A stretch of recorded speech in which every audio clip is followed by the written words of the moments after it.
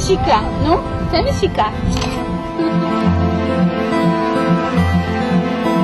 ריטה, זה כבר לא השער הראשון שלך בלישה. אני יודעת שעדיין מרגש, אבל זה כתבה קצת שונה, נכון? אני קצת מנסה לעשות שיהיה לי מעניין. החלטתי בתקופה האחרונה לנסות לכתוב בעצמי דברים שלי. פשוט זה הטקסט שילווה את הצילומים.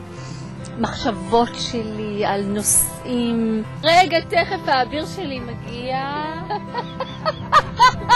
מה סוד היופי שלך? שהוא איננו. לא.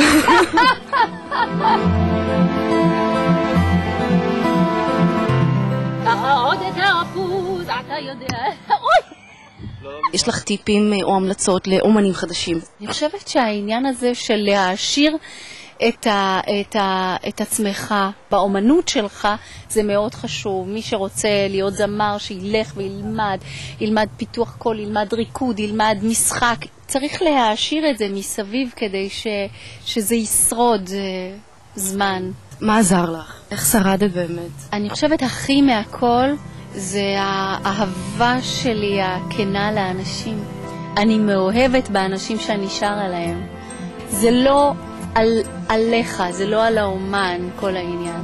כל העניין הוא זה מה אתה נותן, מה אתה מעניק. יש אולי פסגות שטרם כבשת? וואי, אני בטוחה שכן, בטוחה שכן. אחרת זה מאוד מייאש. אני חושבת שאתה מגיע לאיזושהי הבנה שהפסגות זה לא הדבר הבאמת חשוב, העומק זה הדבר החשוב.